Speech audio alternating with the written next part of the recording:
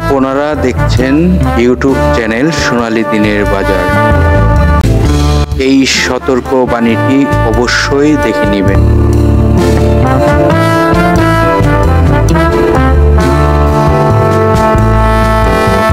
প্রিয় বিনিয়োগকারী ভাই ও বোনেরা, আশা করি এই ঈদটি সুন্দরভাবে কাটিয়ে আজকের প্রথম কার্য দিবসটি ফলো করার চেষ্টা করিতেছেন। আজকে কিছু স্টক নিয়ে আপনাদেরকে এমন কিছু তথ্য জানাবো যে তথ্যগুলো ইতিমধ্যে আজকের ভিডিওর টপিকে কিন্তু অলরেডি আপনারা ফলো করেছেন। দেখুন, আজকের ভিডিওর টপিকটি রকেট গতিতে প্রফিট দেওয়ার জন্য প্রস্তুত যে স্টকগুলো। তো আজকের আলোচনার যে স্টকগুলো আপনাদেরকে দেখাবো, সে স্টকগুলো এই মুহূর্তে বাজারে ভালো একটি ভূমিকা রাখবে এবং ভালো প্রফিট দেওয়ার মতন একটি অবস্থান তৈরি হয়ে রয়েছে। তো সর্বপ্রথম যদি আপনাদেরকে যে স্টকটিকে দেখানোর চেষ্টা করব, সেই স্টকটি হলো, আপনারা জানেন বেশ কিছুদিন যাবৎ এই স্টকটির উপর বিশাল অত্যাচার চলেছে। কেমন ধরনের? এই স্টকটিকে এমনভাবে ডাউন ট্রেন্ড হতে হতে হতে হতে গত বৃহস্পতিবারে বোঝা গেল স্টকটির ভলিউম কমে যাওয়ার কারণে। তার আগে আমরা দেখেছিলাম একটি সাপোর্ট জোন তৈরি হয়েছিল, যেটি সোমবারের কার্যদিবস। সেখানে মঙ্গলবারের কার্যদিবসে কিছুটা আস্থাহীনায় পড়ে গেছিলাম।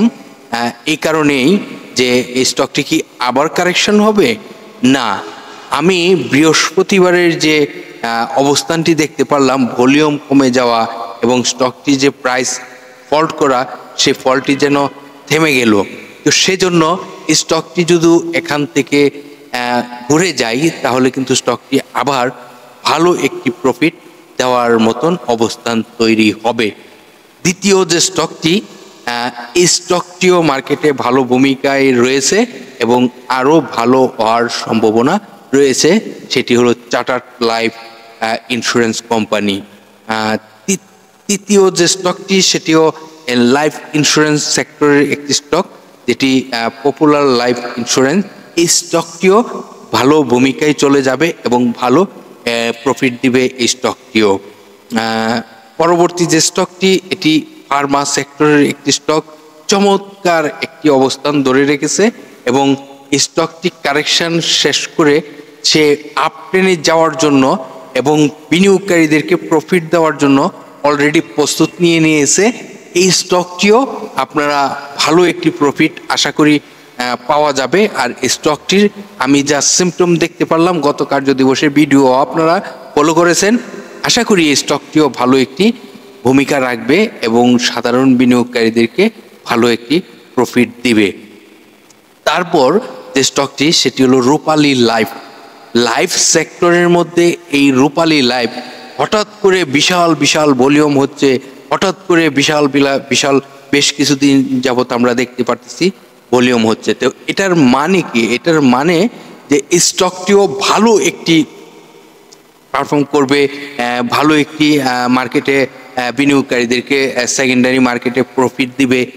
এই স্টকটি যাদের হাতে রয়েছে, তারা আশা করি এই অবস্থানটি দেখে, চার্টটি দেখে আমি বলতেছি আপনাদেরকে যে এই স্টকটিও কিন্তু অনেক ভালো একটি প্রফিট অর্জন করা যাবে। আর এই স্টকটির যে ভলিউম, এত ভলিউম হচ্ছে, এই ভলিউমে বোঝা যাচ্ছে এই স্টকটি মনে হয় যে 100 টাকা ক্রস করে কত যে পাস করে তাও জানা নেই, তবে স্টকটি অনেক ভালো করার অবস্থান বোঝা যাচ্ছে। তারপর যে স্টকটি, সেটি হলো টেক্সটাইল সেক্টরের। দেখুন, টেক্সটাইল সেক্টরের এই HR টেক্সটাইলটি, এই স্টকটি একটি মানি প্রো অ্যাক্টিভ রয়েছে এবং স্টকটি এখান থেকে যে কোনো সময় একটি এমন মুভমেন্ট হতে পারে এবং বিনিয়োগকারীদেরকে এমনভাবে প্রফিট দিতে পারে, বলার বাহিরে থাকবে। কারণ এই স্টকটির শেয়ার সংখ্যা অনেক কম, যেখানে 2,92,00,000 শেয়ার সংখ্যা রয়েছে কোম্পানিটির টোটাল শেয়ার সংখ্যা। এই স্টকটিও বাজারে ভালো একটি ভূমিকা রাখবে এবং ভালো একটি মার্কেটে ডিমান্ড ক্রিয়েট হবে, বোঝাই যাচ্ছে সিমটমগুলো, এবং এই স্টকটি থেকে বিনিয়োগকারীদেরকে ভালো একটি প্রফিট দিবে। তারপর যে স্টকটি ফার্মা সেক্টরের এই স্টকটি নাবানা ফার্মা লিমিটেড, এই স্টকটিও বাজারে একটি ভালো ডিমান্ড ক্রিয়েট হয়ে রয়েছে এবং এই স্টকটিও কিন্তু আরও ভালো হওয়ার সম্ভাবনা রয়েছে এবং এই স্টকটিও কিন্তু মার্কেটে বিনিয়োগকারীদেরকে ভালো প্রফিট দিবে। তো এখন যে স্টকটি নিয়ে আলোচনা করব এটি হলো ইস্টার্ন হাউজিং লিমিটেড। এই স্টকটি যাদের হাতে রয়েছে তারাও কিন্তু এই স্টকটি থেকে ভালো প্রফিট করতে পারবে। এই স্টকটি আপনারা জানেন ওদের ভালো আয়, ভালো ব্যবসা হচ্ছে এই স্টকটির।